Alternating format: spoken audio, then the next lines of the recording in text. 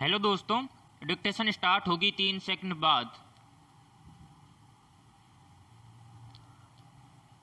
Start. पिछले करीब 7 महीने से दिल्ली की सीमाओं पर जमे किसान अपनी मांगों को लेकर लगातार आंदोलन कर रहे हैं।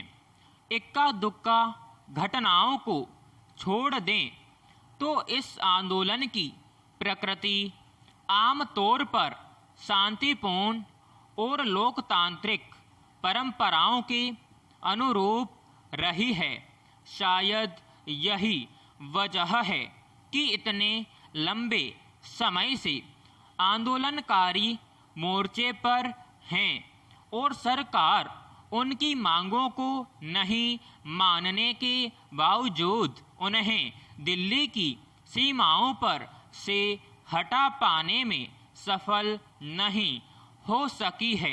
लेकिन बुधवार को गाजीपुर बॉर्डर पर आंदोलन स्थल के पास किसानों और भाजपा कार्यकर्ताओं के बीच जैसी झड़प हुई, वह इसलिए चिंता का विषय है कि यह न केवल एक लोकतांत्रिक आंदोलन की प्रकृति के प्रतिकूल है, बल्कि अगर ऐसे टकराव से बचा नहीं गया तो इसका नुकसान बहुस्तरीय हो सकता है।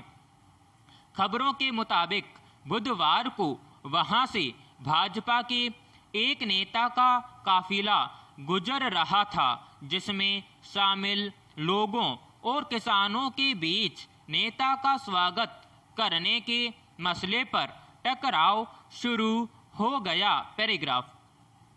हैरानी की बात यह है कि धरना स्थल के आसपास पुलिस थी, लेकिन उसने समय पर हंगामा कर रहे लोगों को नहीं रोका।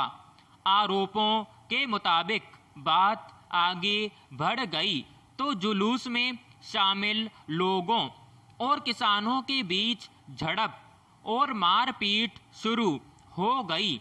उसे शुरू में ही रोकने के बजाय बाद में पुलिस ने दखल दिया। सवाल है कि क्या वहां तैनात पुलिस कर्मियों और उनके अधिकारियों को दो विरोधी पक्षों के आमने सामने होने से पैदा होने वाले हालात का अंदाजा नहीं था, जो पुलिस हजारों लोगों के जमावड़े और गतिविधि को नियंत्रित कर सकने की क्षमता रखने का दावा करती है।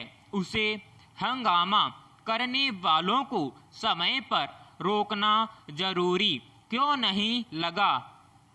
अब हालत यह है कि उसी घटना के संदर्भ में पुलिस ने प्राथमिकी दर्ज कर भारतीय किसान यूनियन के करीब 200 कार्यकर्ताओं को आरोपी बनाया है। दूसरी ओर किसानों की ओर से भी मामला दर्ज कराने की बात कही गई है। आंदोलन से जुड़े नेताओं का सीधा आरोप है कि भाजपा ने 7 महीने से शांतिपूर्ण तरीके से चल रहे उनके आंदोलन को बाधित करने के मकसद से सुनियोजित साजिश के तहत हंगामा करने की कोशिश की है। पैराग्राफ। करीब 5 महीने पहले भी गाजीपुर बॉर्डर पर चल रहे आंदोलन के मंच पर हंगामा करने की कोशिश की गई थी। तब पुलिस के हस्तक्षेप के बाद आंदोलन के खत्म होने तक की बात कही गई, लेकिन ग्रामीण इलाकों से किसान फिर से वहां पहुंच गए। दूसरी सीमाओं पर भी छोटे मोटे हंगामे हुए, लेकिन आंदोलन आम तौर पर शांतिपूर्ण तरीके से जारी रहा। किसानों की मांग पर न सरकार का कोई सकारात्मक रवैया सामने आ रहा है, न किसान पीछे हटने को तैयार हैं।